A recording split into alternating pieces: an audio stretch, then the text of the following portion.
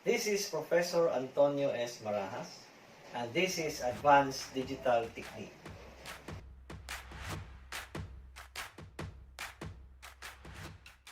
Another example is this particular equation. So we want to determine the simplified logical equation of this particular equation and then draw its simplified logical circuit. So again, we make a map equivalent.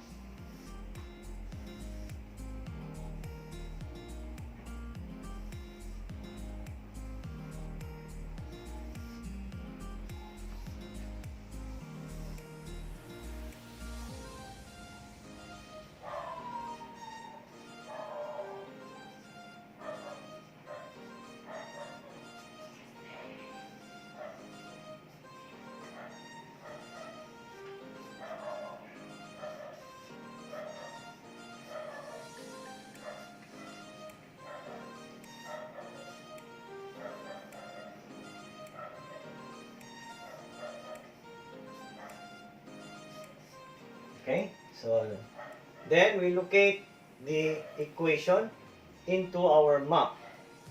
Okay, so we have A, C bar D, that is a 3-variable term that represents a 2 adjacent cells. So you have A here, so you have A, then C bar, that is this one here, so you have 4 cells, and then D, that is this one. So you have 2 adjacent cells. That is A, C bar, D. Okay? The next is 2 variable terms, B bar, C bar. So where is B bar? Here, that is B bar. And then C bar, that is this one. Okay? So B bar, C bar. That will be this particular 4 adjacent cells. So you put one here and then another one here. So kana na naman na siya. So don't need to put another one. Then you have 3 variable terms, 2 adjacent cells again. So you have A bar, this one, A bar, B bar. So gani upat na lang. And then D bar. Where's that? This one and this one. So na naman na siya. So you put a 1 there. And then you have A bar, C bar. You have A bar and then C bar. This one, these 4 adjacent cells. So na naman duha, so you put 2 here. And then A, B, C. You have A, B, C.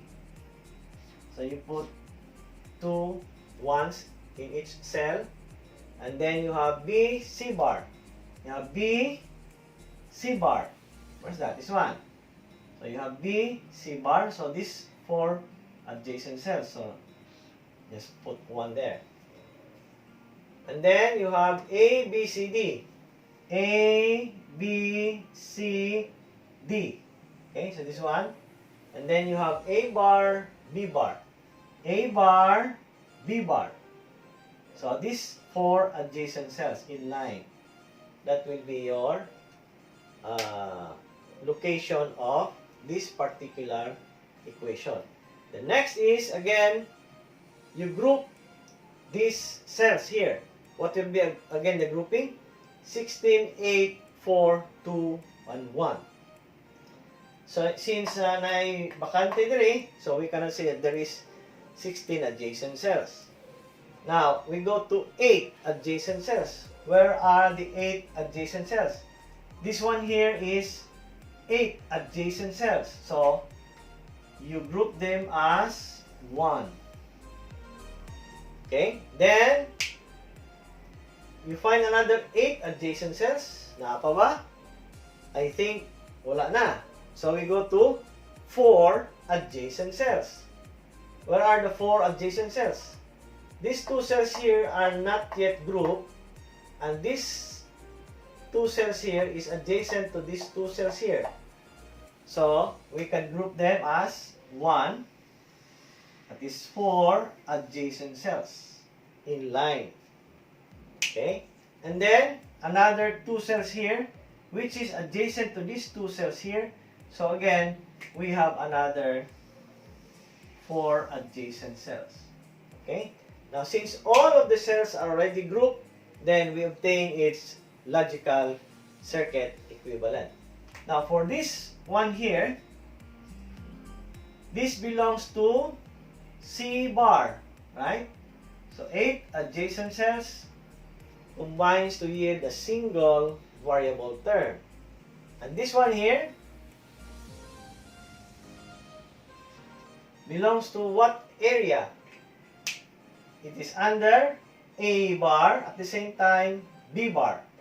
So this one here is A bar, B bar. Okay? How about this one?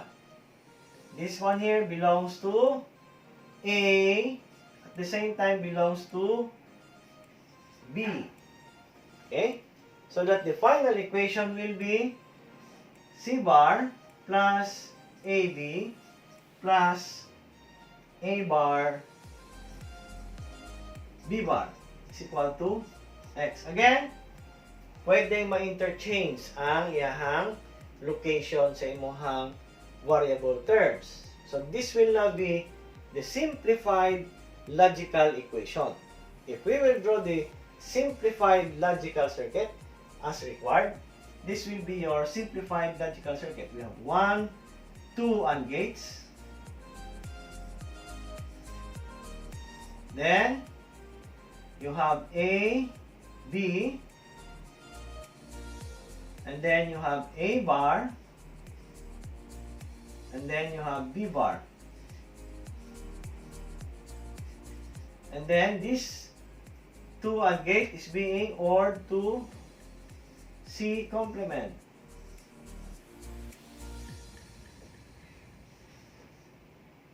Then we have C complement, no? So there is a bubble here. Okay? So that is your C, and this will be your X. Okay?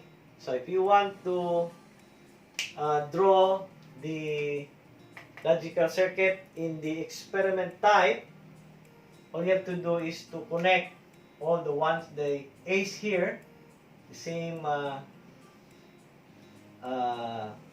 variables, and then you have here B, and then of course another input which is C. So you have A, B, and C. This is for experiment purposes, the logical circuit equivalent. Okay, so that will be our simplified logical circuit.